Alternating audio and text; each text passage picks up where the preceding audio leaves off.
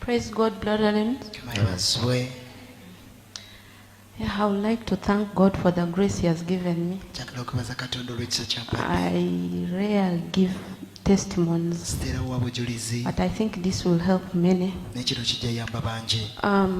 Papa, as I told you before, my mother was a prostitute and my dad was a cowboy from Fort Portal, and my mother is from Arua. But I was raised in Arua. So I grew up in this family. After my mom and my dad met, the product was me. And these are families who used to fight, quarrel. I grew up seeing that, and then I said I will not be like my mom because she used to nag about her prostitution.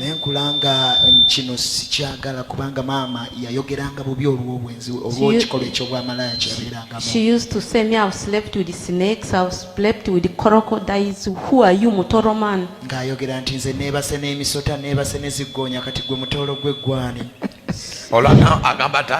Yes. So I said, God, I'm not going. In fact, when they used to quarrel, all the neighbors gathered around to see what they're exchanging. So I said, me, I'm not going to be like my mom. But to my surprise, that altar attacked me when I was 6 years. We had a Samba boy.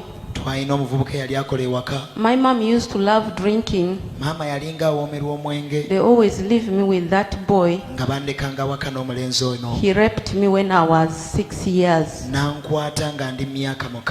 And then one of my uncles came at our home when I was 8 years. He also raped me. So my life continued like that. And my mama was a very rude lady. You can't tell her what is happening. I always tell it to my father. But my mom was stronger than the one who was my father.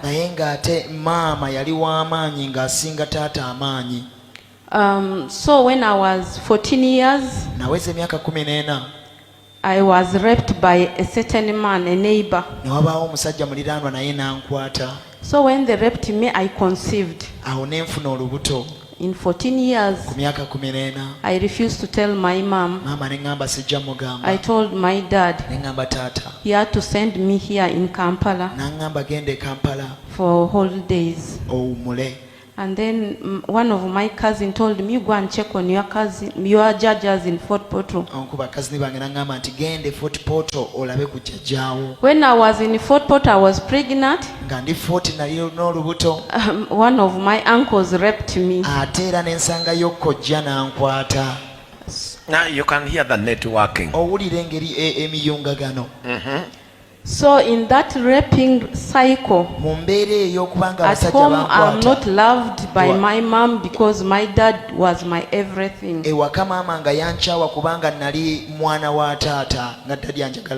So when after holidays he had to send transport that come back,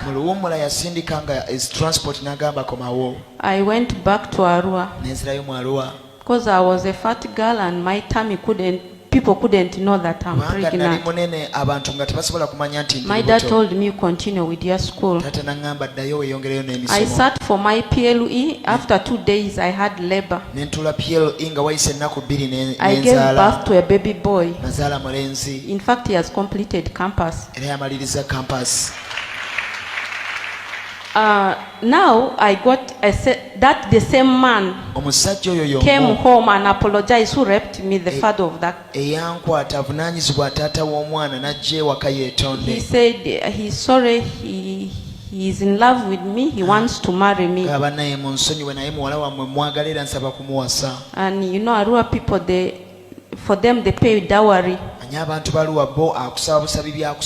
So he paid dowry, and then my father said, I want an introduction.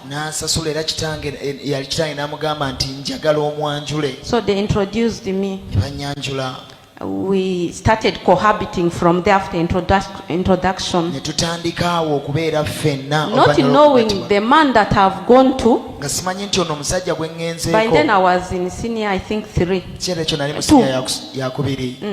So the family from where that man was coming from, they are wizards and they eat people. You can see the network.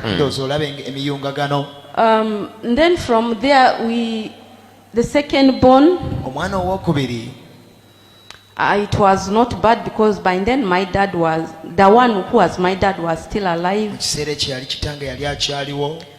All went well. And the guy, God blessed us so greatly with him.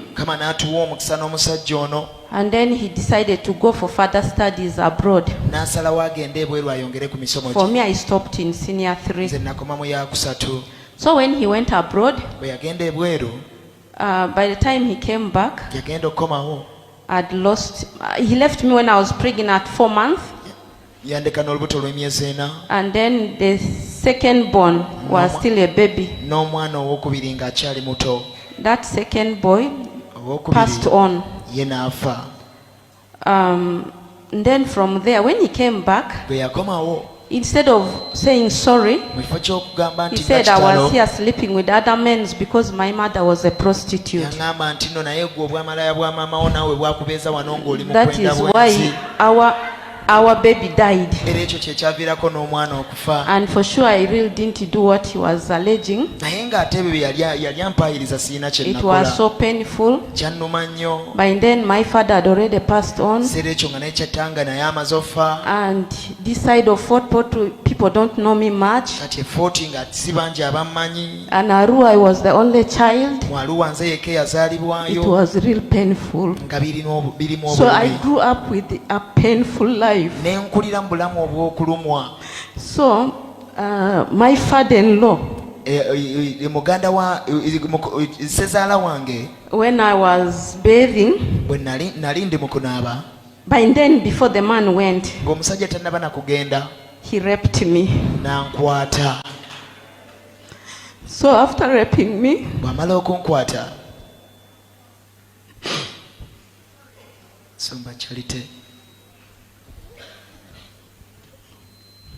Minister ya encourages tetukyalina tutulina wa encouraginganga abantu naye kati mulange mukama agenda kukola ndowooza olaba networking y'omubi. I think you see the networking of the evil one. Rape. So my father-in-law, after raping me, he told me this second born is my child. By then I knew I was already pregnant.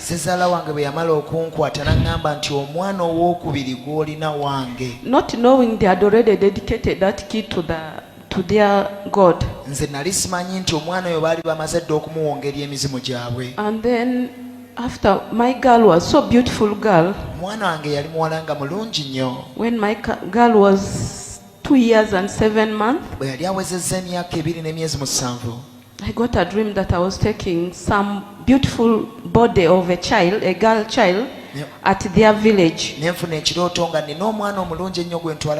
After 3 days, my child died without any sickness. But when we reached home, what had to beat my understanding, my father-in-law, something was coming out of the nose of the kid, of the body. The man started removing that thing, putting in his mouth, saying,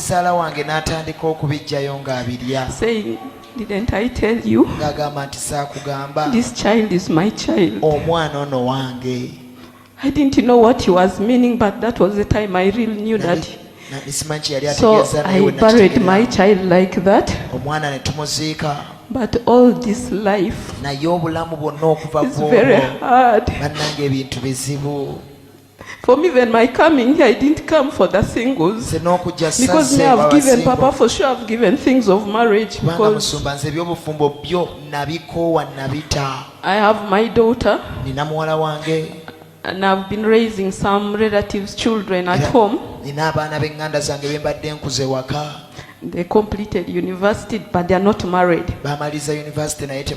At home there, they always tell them, this lady knows how to nurture girl children.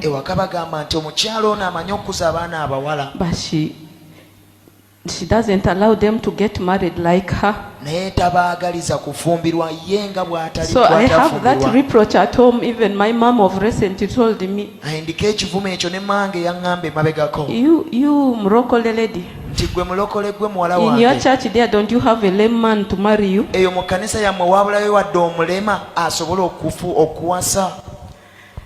But I give glory to God. I know my path, my children will not follow it. And even you, mama, you fall into the trap. She has no